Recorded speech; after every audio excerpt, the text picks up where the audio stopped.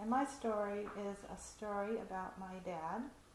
He was an extraordinary man, which probably has a lot to do with the fact that our relationship was both rocky but magical in the end. And so the name of my story is A Gift from Dad. There are a couple of things you need to know. First of all, I was in my early 50s when this story happened, and I had been on a spiritual journey for many years. And I had come to a place of understanding about the transformative power of forgiveness. My dad was 85, and it was the last year of his life, as it turns out.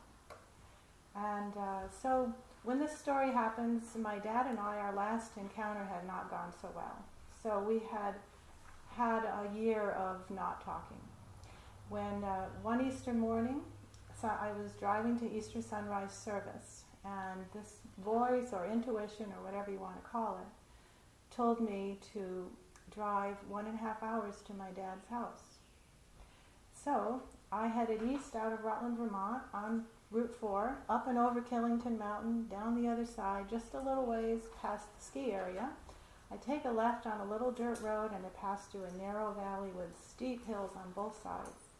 I go by through the quaint little hamlet of Sherburne and Roaring Brook Falls, which is part of the Appalachian Trail. And then on my right, immediately on my right, I see this hand-painted sign that says, "Caution, man at play." I pull in behind a little pickup truck that has license plates that say Birdo, B-I-R-D-O. I get out of the truck and I enter what can only be described as a man-made natural playground. I'm surrounded by the sounds of water, birds, chipmunks.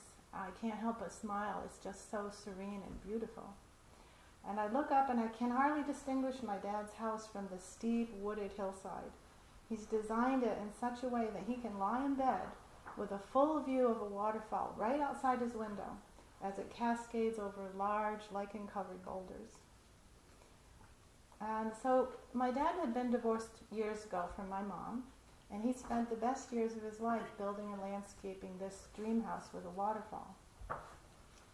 So I make my way to his door, and I'm about to knock, but my heart is pounding.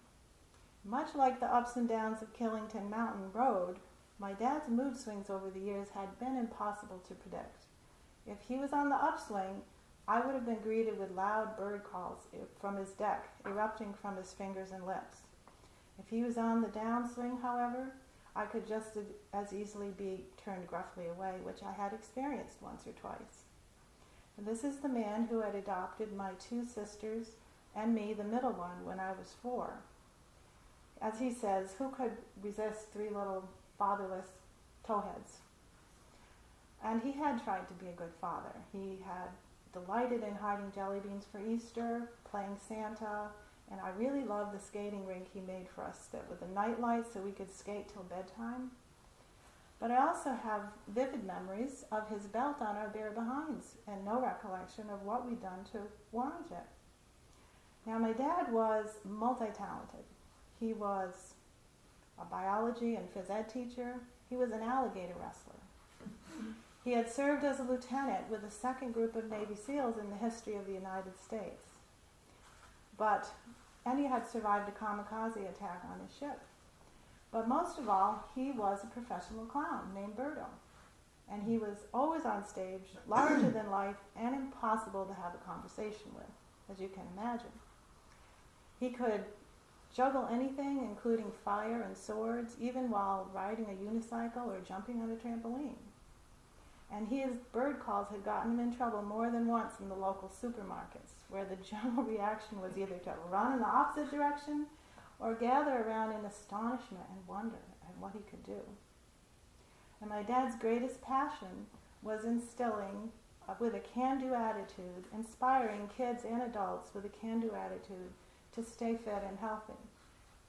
He'd always said his mantra was, "There's no such word as can't." And he'd also had these T-shirts made up to give away that say, "If it is to be, it's up to me." But now at 85, this man of play had become an angry, outwardly angry and kind of bitter man. after the tragic death of his favorite daughter, who was my half-sister, named Cookie, as he affectionately called her. She was only 42, with 2 young boys. She was a blonde-haired, blue-eyed beauty, and in his eyes she could do no wrong. And so the last time we had spoken, my dad and I, he had said some hurtful things to me, and so I had stayed away until now. So I take a deep breath, and I knock at his door. And after a few minutes, he opens the door and he says gruffly, "What do you want?" With tears in my eyes, I reply, "I don't know, I'm just here." And so he starts crying too, and we hug. And thus begins a wonderful year of healing together, in which we actually talk about the belt. "I never did that," he says. But my sister and I both said, "Yes, you did." And then a look of horror comes over his face. "I did that? Oh my God," as he covered his face and he sobbed. My dad was truly a changed man after this. And it was remarkable that this little moment of forgiveness had given our hearts a way to find the love that was always there. So I could end my story here because it's a happy ending. But 6 months after my dad died, something really magical happened. I was driving our small farm dump truck to get sawdust one day when I hear a loud thud, and I jerk my head to the right and I see a rose-breasted grosbeak is stuck on the rim of my side view mirror. And it's positioned in such a way that I can see the rose-colored breast in the shape of a bleeding heart, as they call it. And then it fell away. Well, I was mortified at what I'd done to this little bird at first. But then I realized that if this bird was showing up in my life, it must be for a reason. And I immediately thought of my dad, Birdo. And so when I got home, I got out Ted Andrews' book, Animal Speak, and I looked up rose-breasted grosbeak. And he says this beautiful little bird can help us in healing family hurts and restoring family love. Thank you. My parents were in business together. And about 1946, my father was advised that it would be best for him, for his health, if they were to sell the business and do something different. They were dry cleaners. And so he got a job working for a company as a salesperson for chemicals. But what it meant was leaving the farm that my mother adored, that we had purchased and renovated. It was her dream house. And moving to Salem, Oregon. This is moving from Queensbury, New York to Salem, Oregon. I was 4 years old. It was 1947.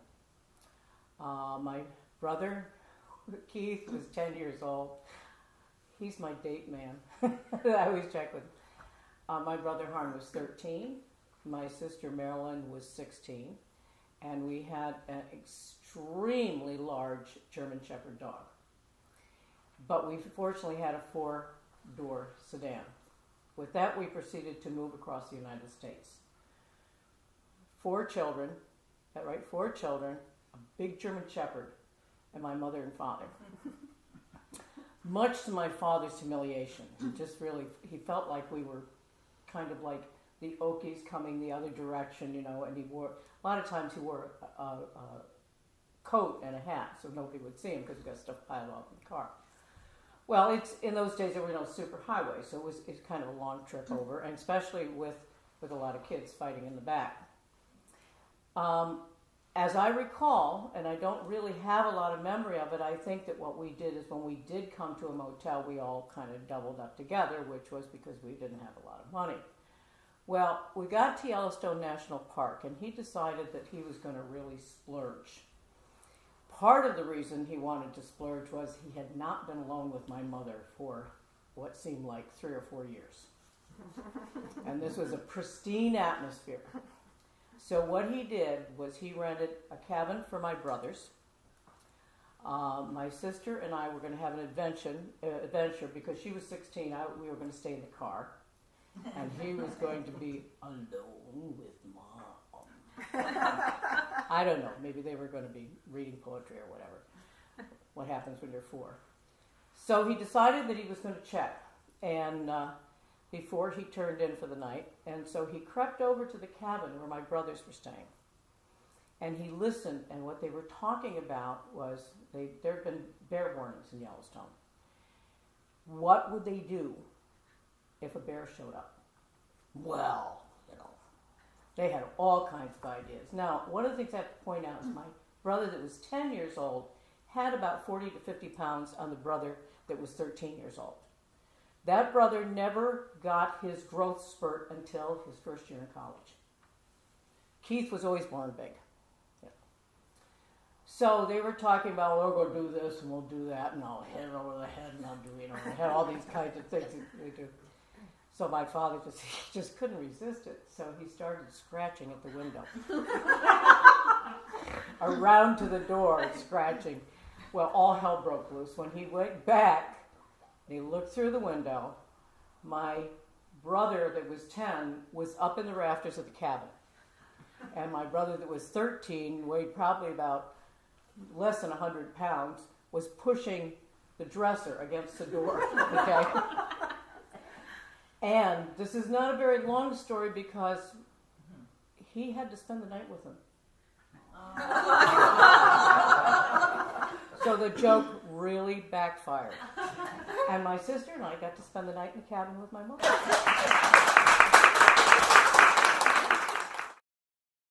It's about my mother. It takes place in Liverpool, England, where she grew up. I would guess she was born in 1908, so I would guess she was about 10, 11 years old, so let's say 1919, something like that, 1920. She was a very spirited child. She was red-headed, freckled face, and I guess that goes with spirit. And she was a little bit mischievous, basically good, but she got into trouble throughout her whole childhood. And this particular story was about a day when she was getting ready to go to school, and the two neighbor boys from the block came out of their house and they said, "Hey, we're going down to the docks. Would you like to join us?" All my mother had to hear was the docks because she loved the water. She loved seeing the ships come in. She loved seeing the different immigrant people. The people who came to Liverpool were not the people who came to Southampton, the fancy people who were going on big cruises on ocean liners. These were the people who would either stop in Liverpool if they had a sponsor and stay there, or they would go on to America the next day. There were rooming houses along the areas of the docks. So the docks were, I remember the name, Lord Nelson Street, okay? The boy said, "Come on." And she said, "Okay, let's go." And there they were. They went down and they watched the sailors and they watched the immigrants. They saw the Chinese with, I guess they had pointed hats, or is that and African people in colorful garb, and Indians in saris, which my mother, who was Yiddish, would call shmatas, but they really were beautiful saris. And that particular day, my mother's attention was diverted by a woman who was an obvious Eastern European woman, and two little boys who she called baldy boys, baldy-haired boys, and a little girl with a little babushka on her head. And the woman was speaking in Yiddish. She was saying to people in the street, "Wo can I kaufen Licht for the Shabbos? Where can I buy candles for Sabbath?" It was a Friday. So she turned to the two boys and she said, "That woman is talking in my mother's language. I have to go over and help her. Nobody can talk to her." So she went over and she said to the woman, "Du kannst kaufen Licht dorten. You can buy them over there in that store." And the woman was very excited. And she said to her, "Du redst Yiddish? You speak Yiddish?" And well, yeah, here I am. And the woman said, "So, Mabel, little girl, do you know where," and I'll go on to English now, "do you know where there is an Elia Rudnick and a Schlemer Rudnick? They're my cousins." And my mother goes, "Holy cow, I'm in trouble." That's my father and my uncle. This is a relative. She says she's their cousin. What am I going to do? Well, I really have no choice. I got to take the consequences. I got to go tell my dad. So she went to her father's shop. He was a fine furniture polisher, and his brother Shlomo was a carpenter. He made furniture. And she went to the shop, and her father takes a look at her coming home on a school day and towards the end of the day, and he says, her name was Jean, but he called her Shandel, which was her Jewish name. Shandel, what's the matter? What have you done? What's wrong? And she said, Dad, don't hit me. Don't get mad. I went down to the docks, and there's a woman there who came off a boat, and she's asking for Shlema, and she's asking for Elia Rudnick, and she says she's your cousin. Father said, he ran to the uncle. He said, we have to go down to the docks. And by then it was getting a little bit dark. It was dusk. But it was actually a good thing because they looked up and they could see candles being lit in one of the windows in the rooming house. So they all went up there and they greeted the cousin. And they said, it's Shabbos, we're going to Shlema's house. The whole family will get together for a dinner. And that's what they did. And of course, nobody was angry with my mother because she brought the cousin and she got away with it. That's it.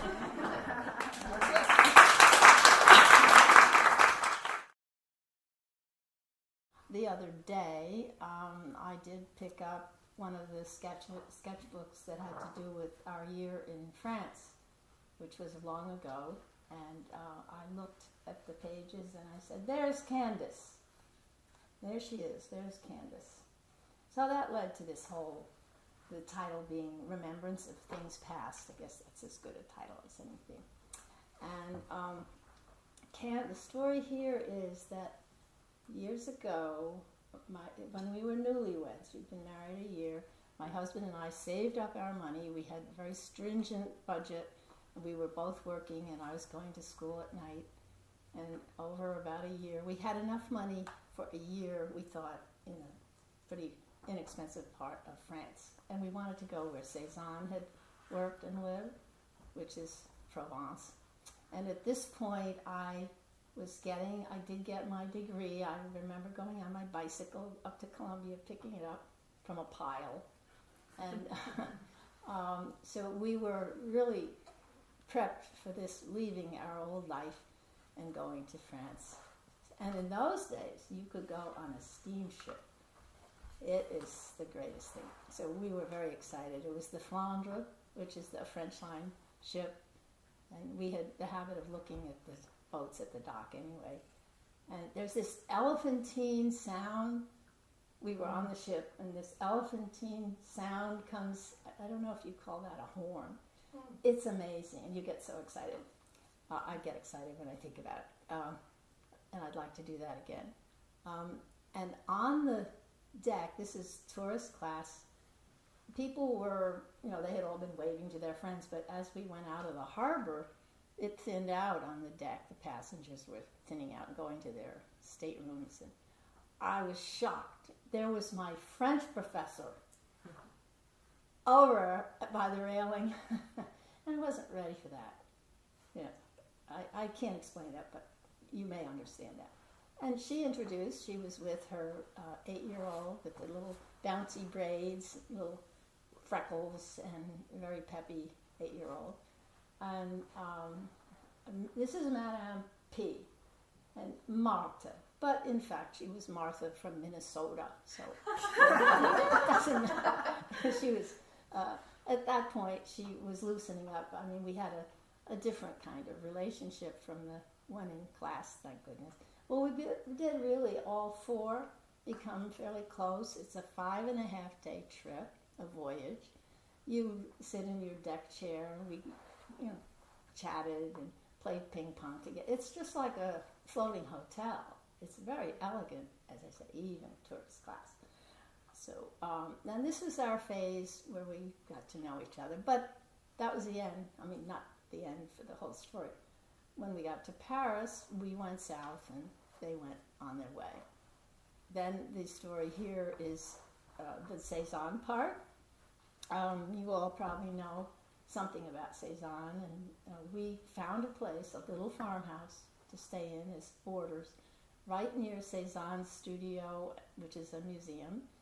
And when we stayed with this family, no phone, no car. When we opened the shutters, what we were looking at, this is show and tell. We looked at the blue mountain that Cezanne painted. So here we open the shutters, and there's Mont Saint-Victoire. And there's so much story that you could tell, but this was just a magical time for us. We painted every day. The family fed us wonderfully. There were goats and chickens. Well, we heard eventually from Marta. Marta proposed that she come and visit us there with Candace. They'd been traveling, and I asked the family, and they agreed. They thought that was fine, that they could have the room next to us, which was called the Chambre des Enfants, or the Chambre des Gamines. That would mean all the cousins, there were many, would come and play and visit in there. It was just for them. So they did arrive, and I don't know if the plot thickens, but we really were very, very fond of both of them. And here was Candace, was playing. She was in a room with these mirrored wardrobes, perfect for cache, which is hide and seek, and she would play with these cousins in that space and do jokari, which is a kind of ball game out in the terrace. She was having a great time. Well, a few days into this, I don't know how it was arranged. I don't think I arranged it, but it was arranged that Marta would go off to one of her academic conferences or associations, and we'd be in charge of Candace. Okay, that was arranged, and we were happy about that. We felt we were sort of practicing to be parents, which we were. And so the life was very pleasant. Little Candace had a little bicycle. She went painting with us during the day. It was long trips out to paint the landscape. She did watercolors. And I perfected braid making. I had to really work hard to learn to really do those braids right, never having done that before. And then about the second week, we had thought it would be a week. The second week, Madame, our hostess,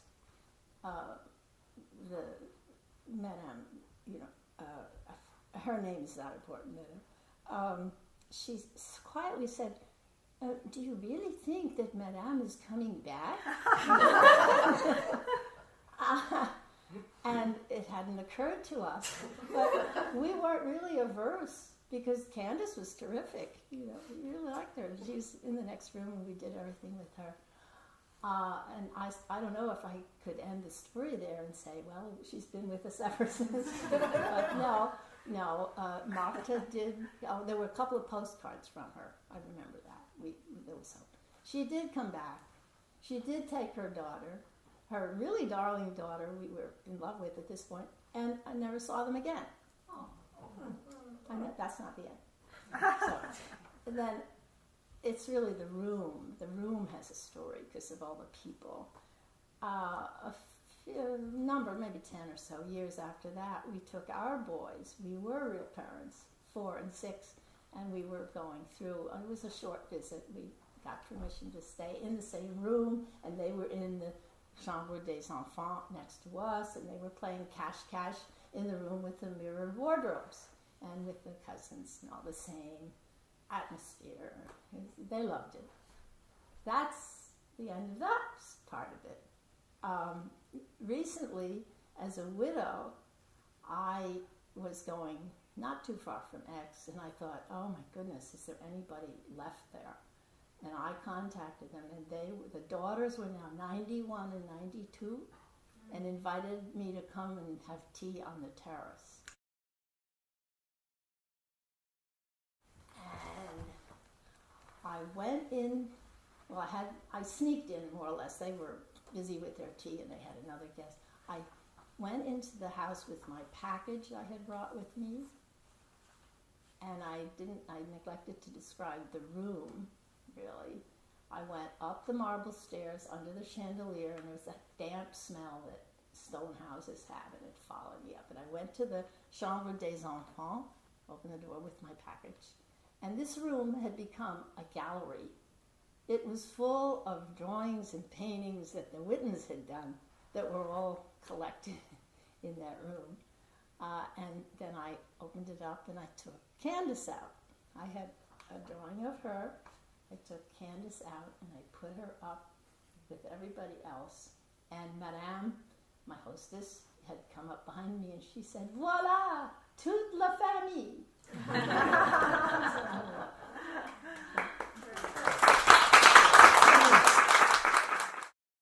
I called my son and left a message on Sunday. He called me back the next day. "Hey, Mom," he said. "Got your message. How you doing? Thank you for the birthday wishes. And you know what was so strange is that you and Dad both said the same thing." And I said, "Huh? Birthday wishes?" "Oh, no. What I mean is that both of you said happy birthday. Today is just like the day you were born." Now, I've been estranged from this man, his father, for 15 years, and I have to say I was really surprised that he could remember 33 years back to the birth of our son.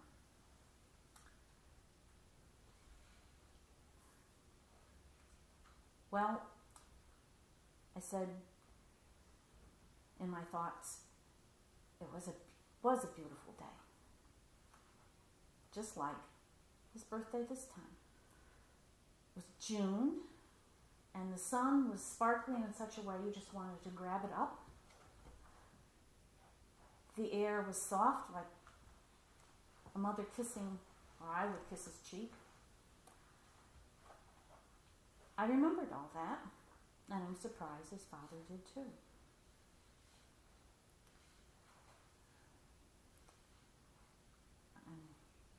My thoughts are not collecting today.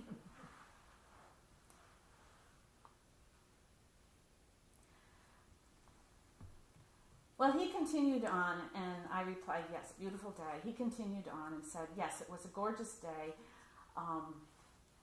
He reminisced about visiting friends and working on a project, and yes, there had been a cake, but those are experiences I wasn't a part of. So I then was thinking, I don't remember whether he was born on a Saturday or a Tuesday or a Friday or a Sunday, and I really had to think twice. 33 years back, what year was he born?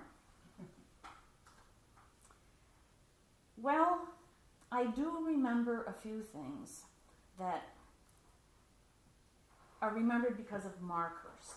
Markers are what I need in order to remember those special days and years of life's significant events. I remember the dinosaur birthday cake was for a 10th birthday. And when we had that beach party birthday, it was the summer of thunderstorms and we were rained out. But we collected a whole pail full of crayfish. I remember that birthday because of water and the crayfish. So markers are important. In the big scheme of things, this numerical system, this static thing of placing numbers to dates is important. But I don't think on the personal level, that intimate level, that it's very important at all. "Hey, Mom, tell me about my birthday," I remember asking. And she replied, "Well, you were born early in the morning, and I don't really remember because back then they knocked us out." And another time when we were driving through Schenectady, she would point out the very room that she stayed in at Ellis Hospital. Well, that was nice, okay. Well, yeah, you were born early in the morning, and I remember standing there in the doorway saying to Dad, "You guys have got to get moving. I need to get to the hospital." And Dad was really, really annoyed because you'd broken up the poker game. Dad played poker? My father played poker. Wow. that one was a hard one to remember. Because he never did when that's nothing I ever recall. Certainly not being part of my birthday. How would I know? Well, how do we learn things?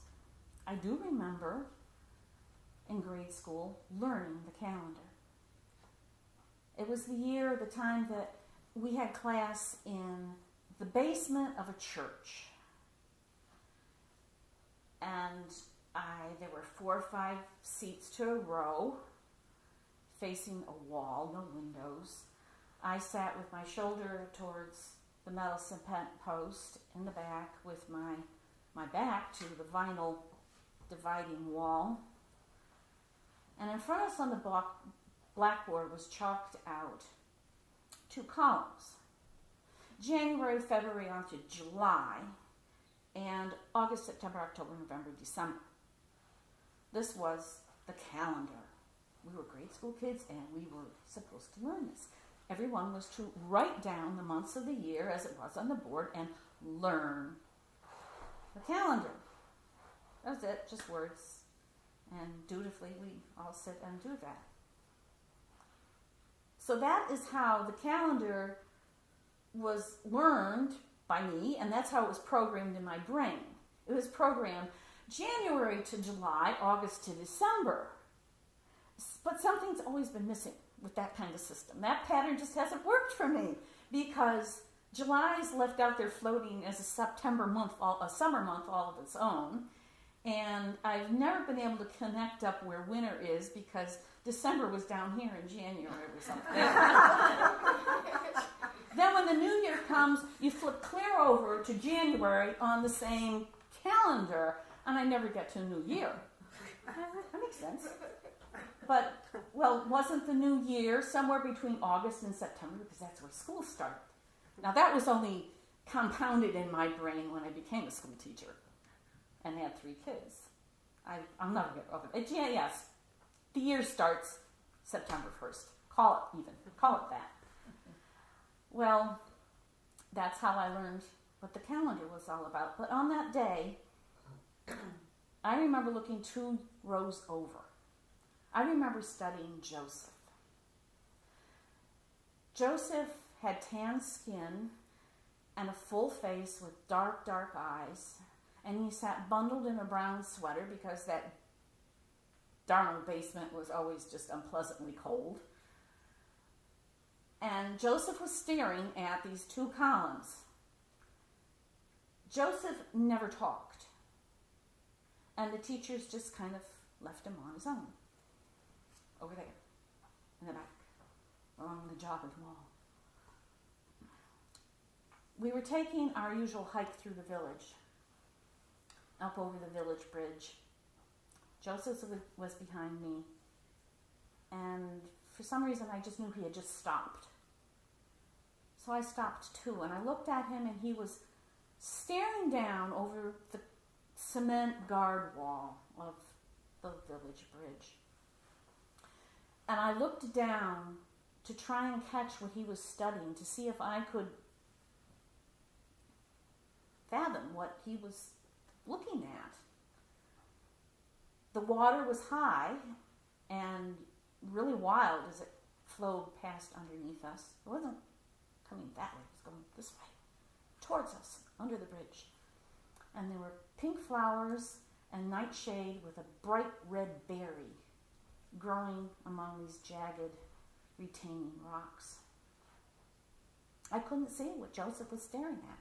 And then just abruptly, he looked at me directly and intensely. And I remember feeling just awash with sadness. That's all I remember of that particular incident. I don't remember the date. I don't remember the year. And in the scheme of it all, it's not important to anyone. Maybe it's important to me.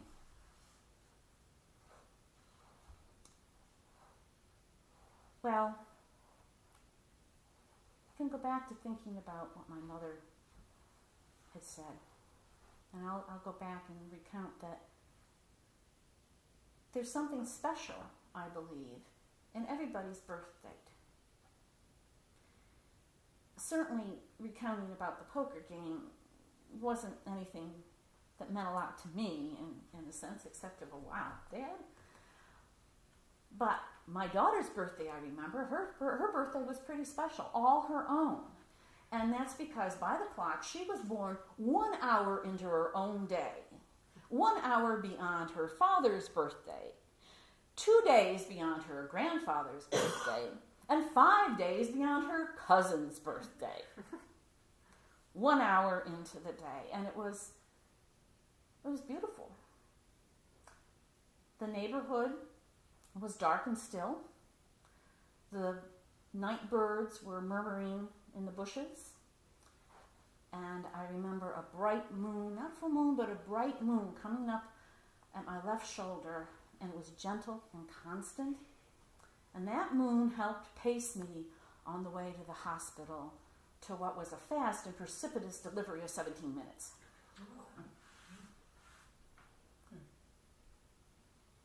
Yeah, 17 minutes, a bright and shining moon. My daughter is my shining night child. Shine on, August moon. I remember her musically.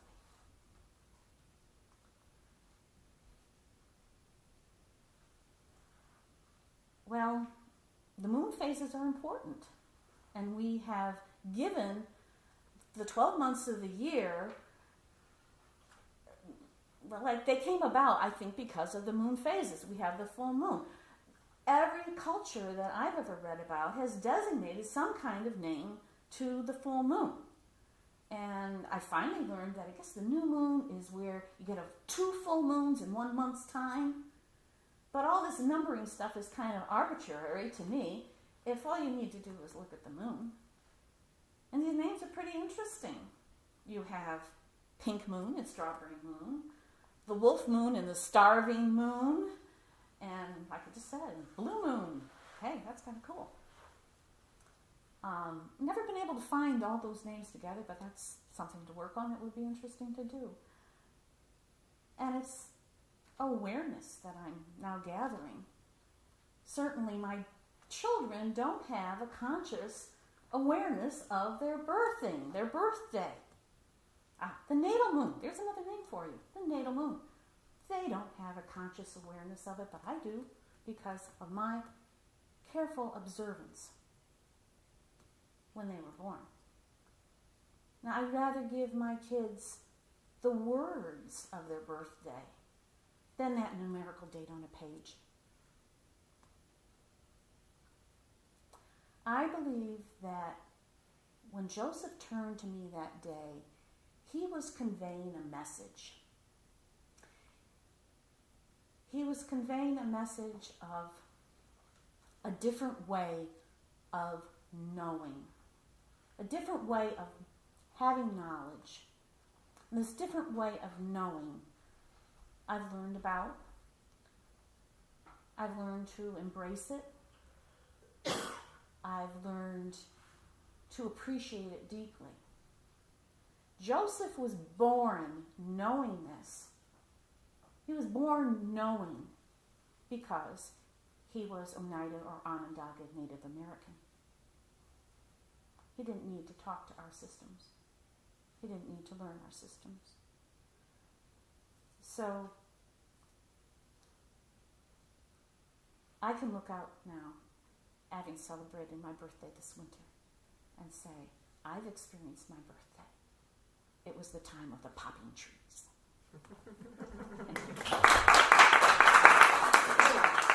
Whenever I see a piece of lemon meringue pie, it reminds me of my first trip to Florida as a sophomore in college, going on to spring break. It also reminds me how one small thing, one small happening on that small adventure really turned into a really significant, life-changing experience. I love to think about my sweet young self, aged 20 years and 2 days. stepping onto a Greyhound bus, Florida bound. I was ready for a break from classes. I was ready for a new scene, change of scene. I was just ready for an adventure. Now, I guess I have to tell you here, in case you get the wrong idea, I'll give you a quick backstory so you'll put that adventure into perspective.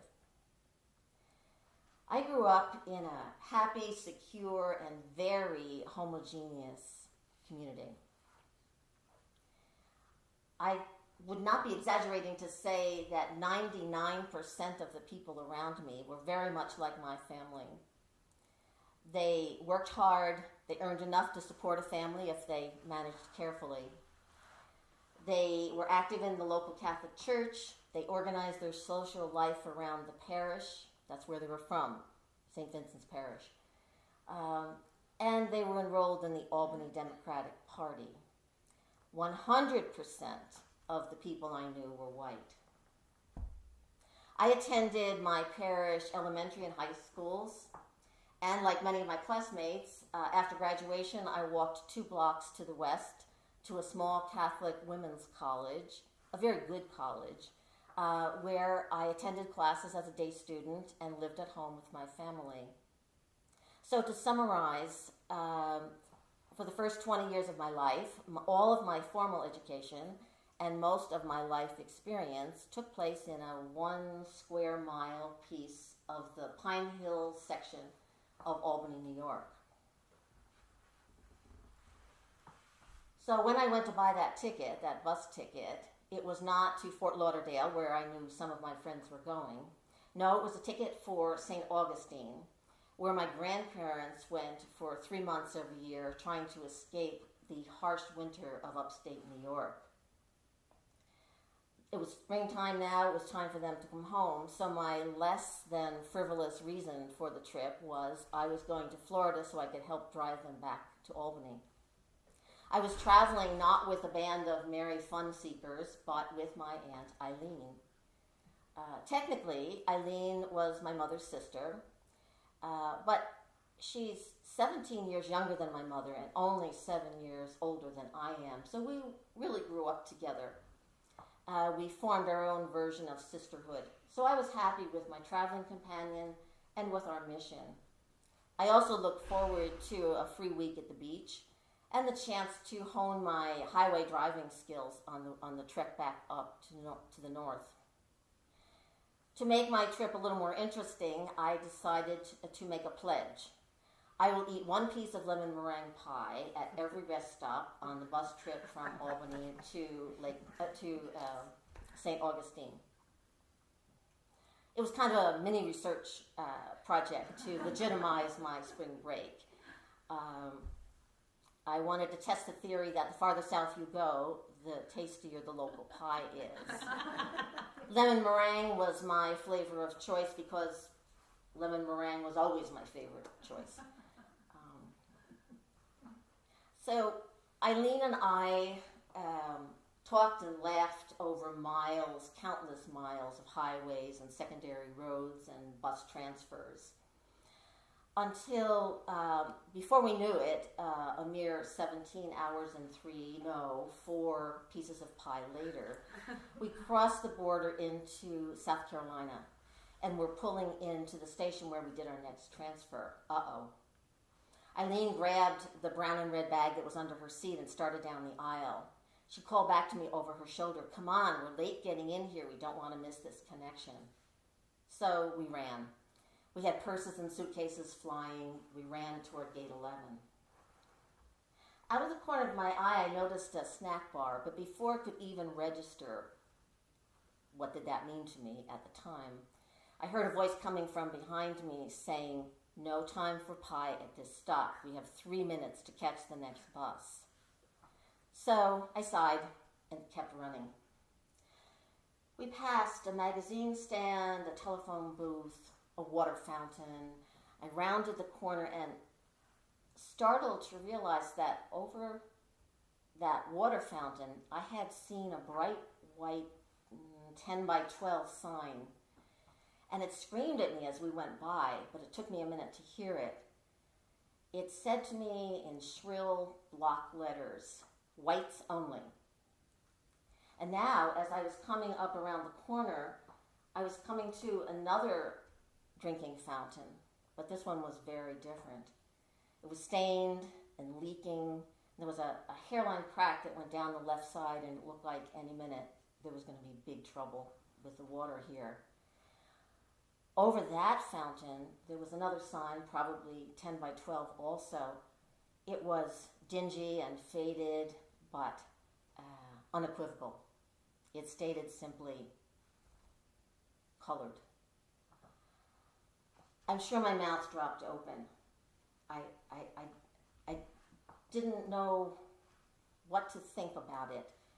I stopped, but my thoughts raced forward, wildly, out of control, trying to figure out what was the sensation in my stomach. Why did it feel like somebody had just punched me? And I didn't know why I felt that way, just to see those signs. I had read about things like that. I knew perfectly well the kinds of things that went on in the South at that time. But somehow it was different.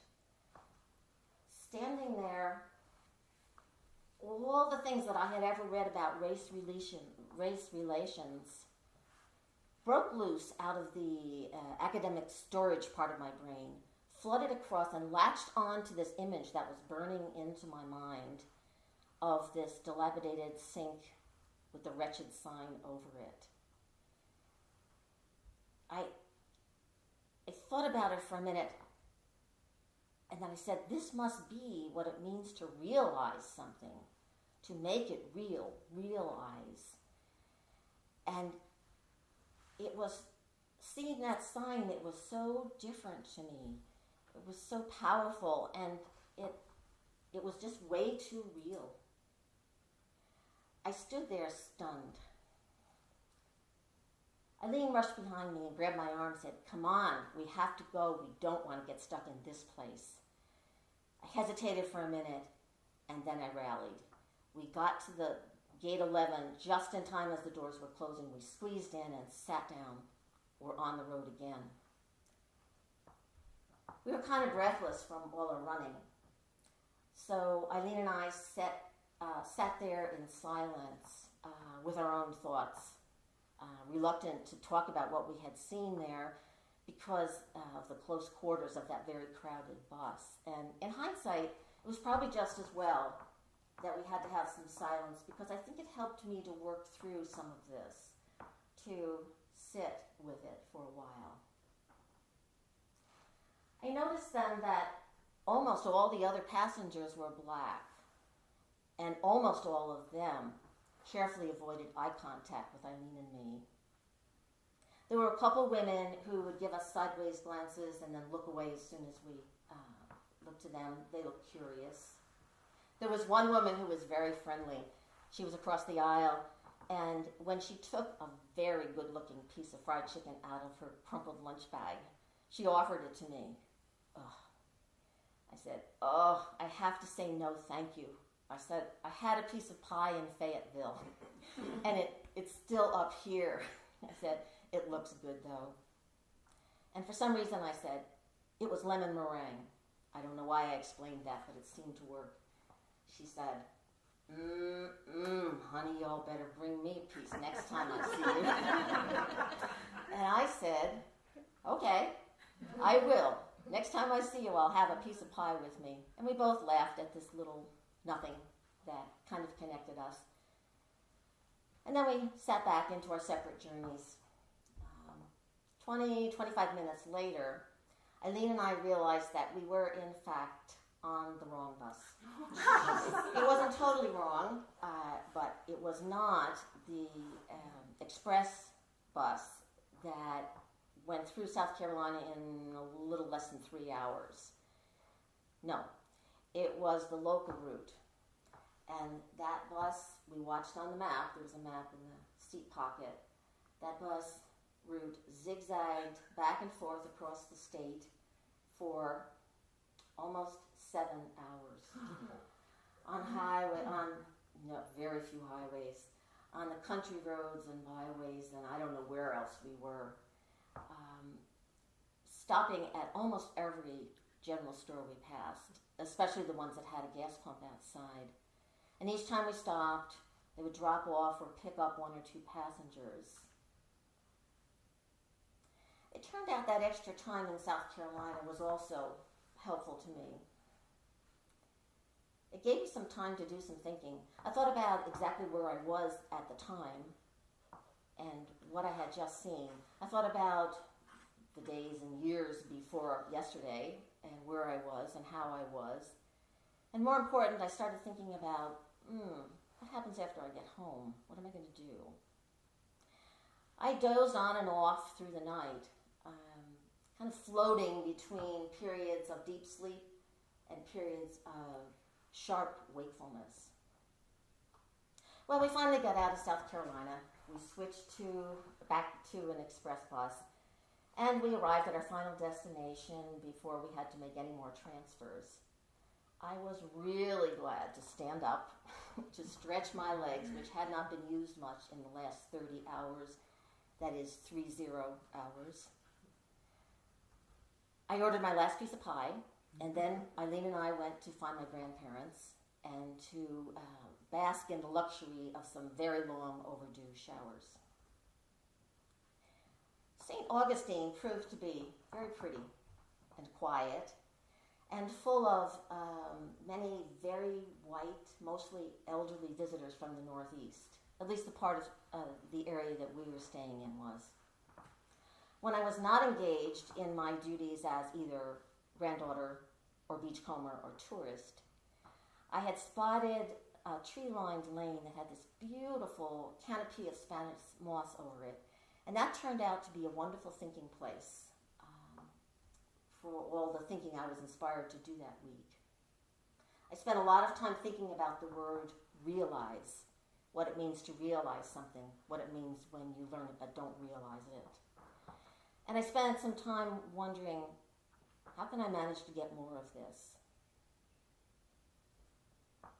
Well, by the time that we packed up and were ready to leave St. Augustine, I was ready to take with me a firm commitment. I resolved that as soon as possible, I would find some ways to, 1, expand my horizons, 2, to broaden my experience, and 3, to serve people who I might meet on the way. And that commitment turned out to be a good one. It was long-lived, and it eventually, it built up its own momentum once I got back to college, and later it brought me to a place where it affected almost all of my life. Each little piece affected by just what happened and what I had thought about as a result of it. When I got back, I settled into a routine. Later, I thought about how I continue to value highly and visit often that wonderful garden where I was raised for my first 20 years. But, I don't live there anymore. That spring break journey just took me to a different place. And it's a good one.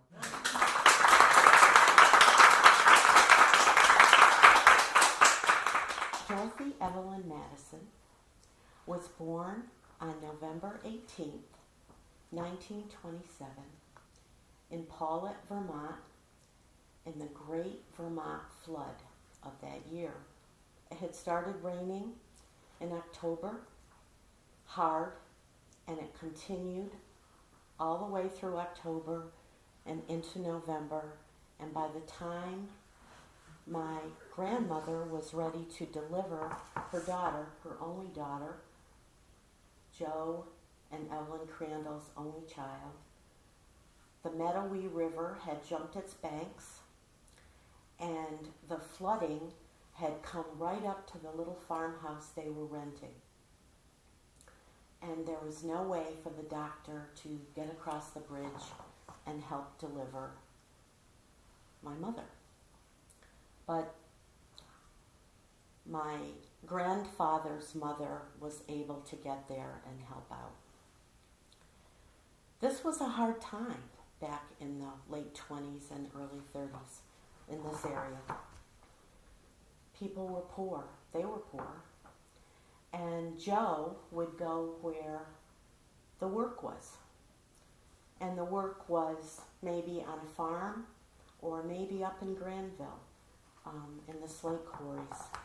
And so they would go to wherever there was a job, and they went to the slate quarries up in Granville, and they kind of made their way down 22, which was the main route from New York City to Canada, the only route, I should say.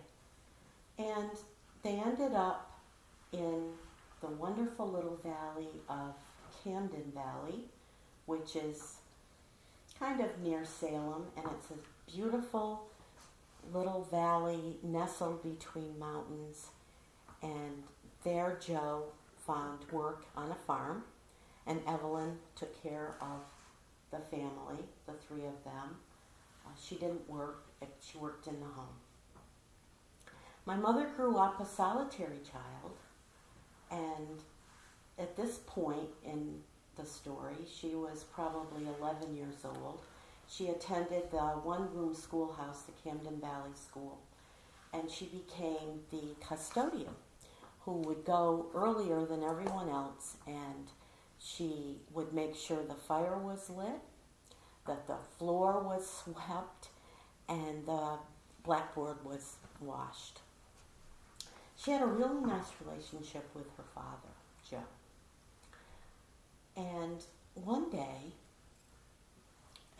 Joe and Dorothy were sitting out on the steps of the little farmhouse next to the dirt road, and he said to her, "I know we don't have much, but tell me something that you would like. What would you like? What could I give to you?" And she thought, and she said, "You know what I really want? I really want a piano." Piano? Those are pretty expensive. I don't think I could get you a piano, but I'll keep my eye out. And she said, okay. If I had a piano, I would teach myself, and I could play. It would be great. And so the weeks went by, he thought about it, and one day, months later, he was coming home from his job on the farm, and he saw this old beat-up piano by the side of the road with a sign that said $10. And he went there, and I think he got it down probably to a little bit cheaper than $10. $10 was a lot of money. It was beaten up. It was, some of the keys stuck, and it really wasn't in tune. But he and his friend named Vano Mackey, I love that name, put the piano on the back of his old rickety jalopy truck, and they came home, and Dorothy was on the step waiting for her dad because they would sit there while Evelyn made dinner in the kitchen. "What is that? You have a piano. You found me a piano." And she was delighted. And they took the piano off the back of the truck, and somehow, with some levers and everybody helping out, they brought the piano into the front room, the parlor of the little house. And Dorothy immediately began playing songs that she would hear on the crank phonograph that was also there. That was one of their prized possessions, by the way. Not many people had them at that point in Camden Valley. And she would play songs like Red River Valley and You Are My Sunshine and One Little Stocking and all kinds of kind of countryish, sad songs that told stories. And she started banging out on the piano. She didn't have lessons. She didn't know how to play. But eventually, from listening to the music on the phonograph, she was able to do some chords. And she could play chords and she could sing. And this went on for a few weeks, and she was thrilled. And one afternoon, after Joe had come home and he was sitting out on the step again, and Evelyn was in the kitchen working on dinner, and Dorothy was there sitting on her round piano stool that he had found somewhere that had the claw legs with the glass balls in them, and it would spin around. She loved that. And she started, wait a minute, I hear something's going on here. And the piano began to shift a little bit, and the whole thing just went boom, down into the basement where the potatoes and the carrots were kept. It wasn't a very nice farmhouse, but it was home. And Evelyn came running in. Oh my God, Dorothy, what have you done? They got the father. He came in. They looked around at the piano. It was a disaster. The piano was not able to be used. And Dorothy felt very sad. They were going to move again anyway. The piano stayed there. And it was a rental. So the next place that they went was in, I believe, East Greenwich. But Dorothy always remembered those chords. And when she grew up, and she had the 5 of us, she tried to teach us chords. We weren't very good at it, but we all had piano lessons from Mrs. Flower, who lived up in Rupert. 2 of us it took. It stuck with 2 of the daughters, and so they still play pianos today.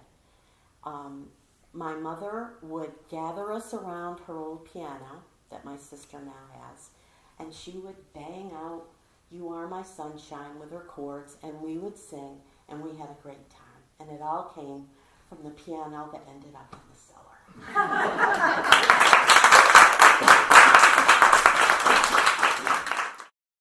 So it was late August 2012, and my husband Michael and I were facing a cliff in life. We were either going to zoom and fly over this cliff, or we were going to crash. And this cliff was the life change of an empty nest. Our daughter had just graduated college and gone to live on her own, and our son had just graduated high school, and he was off for a year in Venezuela, after which he was going to join the army. And Venezuela now is bad, but then it was getting bad. Chavez was raiding against American capitalist pigs, and the State Department website talked about the murder rate in Caracas, and we had to talk to the host parents about exchanging money on the black market, and it was not a place you want your child to go off, and so we were anxious. Our hearts were anxious and sad. And one of these sad, humid August mornings, I was mowing the grass, and underneath the raspberry bush there was this odd orange color. So I stopped the mower and I looked under the bush, and it was a monarch butterfly, and it was opening and closing its wings. But one of the wings was kind of shriveled, and that didn't look right. So I picked this butterfly up and I took it inside and I put it in one of those plastic pretzel jars, you know, the big ones, with a stick and some leaves, and I went to the internet to see what I could find out. And it turns out that monarchs get a kind of fungus that can shrivel their wings. And or if they fall before their wings are dry and it gets bent, then they can't straighten those out and they'll never be able to fly. So if this butterfly was going to survive, we were going to have to take care of her. And I learned that she might like a honey and water mixture. So I made this honey and water solution, and I soaked a paper towel in it, and I put the towel and her on this plate, and immediately this antenna that you wouldn't have seen, now I know it's called a proboscis, I think, it unfurled like a fiddlehead fern and went down in the paper towel. She was obviously enjoying this honey and water. And you might notice by now I'm calling her she. Well, we don't know if it was a boy or a girl, but it was she, and her name was Vicky. And if you ask me, I named her Vicky between the lawnmower and the house, because she had this poor shriveled wing, and she was going to need a victorious name, Victoria, to overcome her disability. And if you ask Michael, he named her Vicky 2 or 3 days later for exactly the same reason. Now, I don't know which story is factual, but the truth you see here is that both of us were so invested in this butterfly. We love this little butterfly, so each of us thinks that we named her.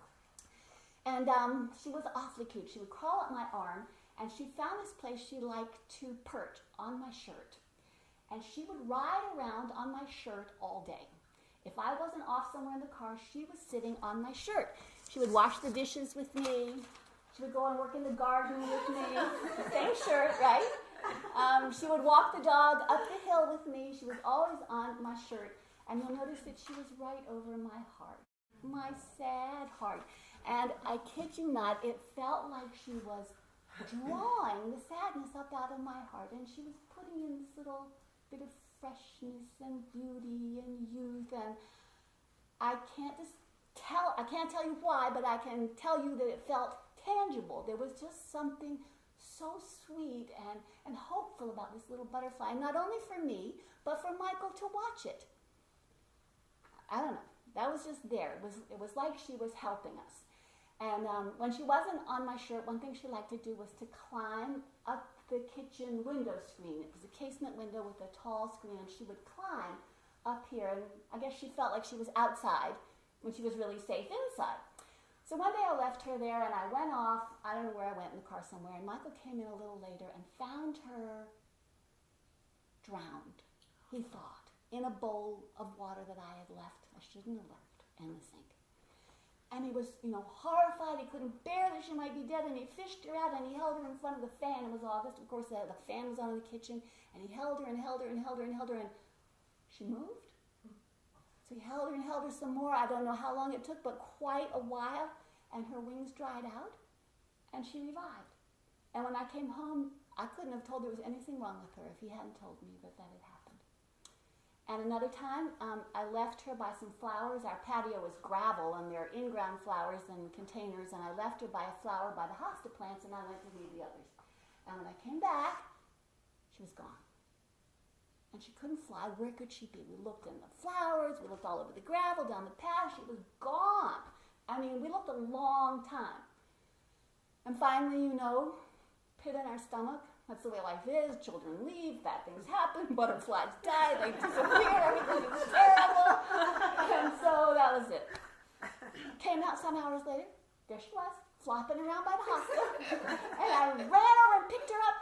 And she acted like a dog when you come back from vacation. She, with her little lopsided legs, went all over my hand, and she flapped her wings, and she was obviously happy to be back with me. I mean, you wouldn't expect an insect to have feelings, but it was clear that she was really rejoicing to be reunited with us. Well, now it's a couple of days before we have to take Caleb. In fact, he had already left. He was ready to get out of here. He'd gone to visit his cousins. He left his packed bags. And we were to bring those bags on the train to New York and get him on the plane to Venezuela. Well, what to do with Vicky?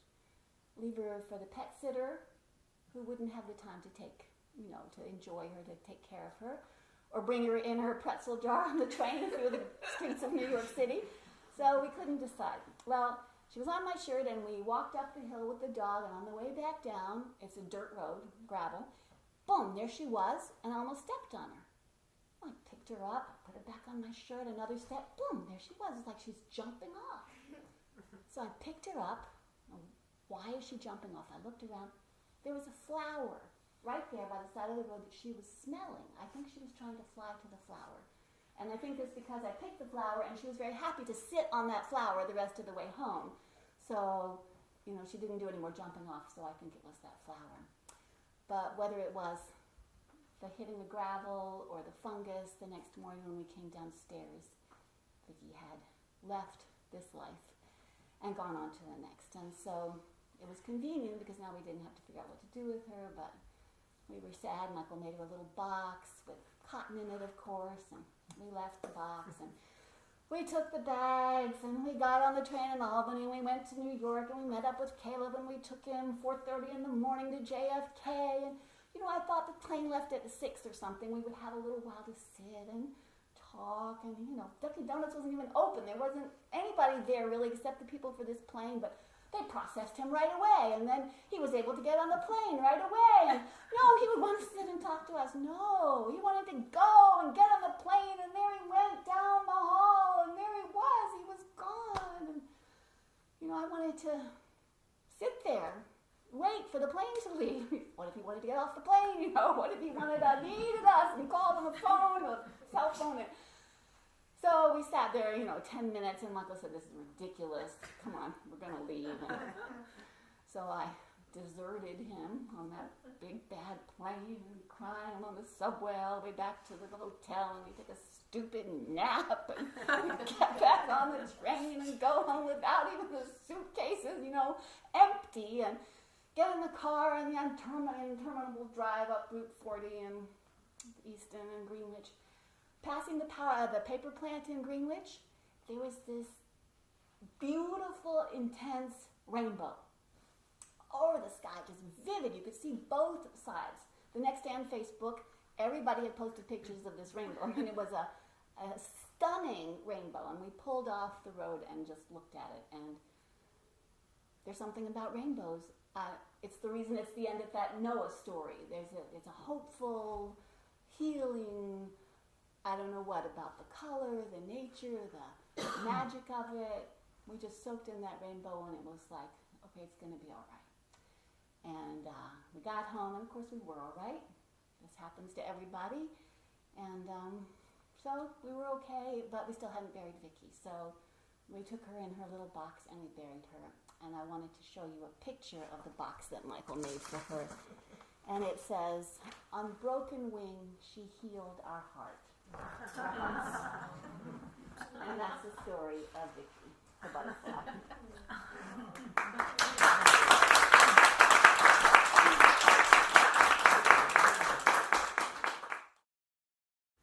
I still don't have a story to tell. I'm telling you, I don't. But I want to tell you how I got here. I got here by way of my friend Rosalind Kay, who was one of the presenters this evening, who called me 4 weeks ago and said, "Hey, I've joined a storytelling group. Would you like to come with me?" And I said, "Sure, why not? That would be fun." So here I am at this storytelling group. I've never been involved in a storytelling group. The idea of the storytelling group is that in 4 weeks, we are going to be standing in front of a camera back there and a microphone right here, and we're supposed to tell a story. I'm like, in 4 weeks I have to come up with a story? I don't know what story to tell. This is the 4th week today. I still don't know what story to tell. I have 100 stories to tell. And I really couldn't come up with one, but I came up with a good one last week. We had a practice last week. Last week was our third meeting. So the group split up. We split up in half. Half of us went in this room, half of us went in that room. And everybody was to tell their stories. I still don't have a story. I still don't have a story, I'm telling you. But last week I think I told a great story. I knew the pressure is on. You got to tell a story.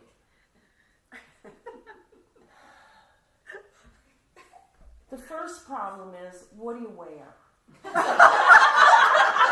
Like, what are you supposed to wear when you're standing up in front to tell your story? Especially if you don't know what story you're going to tell. Well, I decided the most important thing is just to be comfortable and cool and try to not, like, sweat so much. So, here I am, without a story. But I have several names, in case you notice when I introduced myself. Nancy, Jane with a Y. Now, I don't know why my mother decided to put that Y in there. Clark Krause. Oh, Clark Sheldon Krause. I forgot about the Sheldon. I forgot about the Sheldon, right. I've been married twice. My first husband, I forgot about him. He was Sheldon. I just forgot about him. But my second husband is my beloved husband. My most wonderful, darling, beloved husband, who gave me the most fantastic life. Anyway, so I now have to come up with a story to tell. And I just don't have one tonight, girls. But I'd like to continue with this program some other time and come up with a better story. I'm telling you, I just don't have a story. It's just the way it is.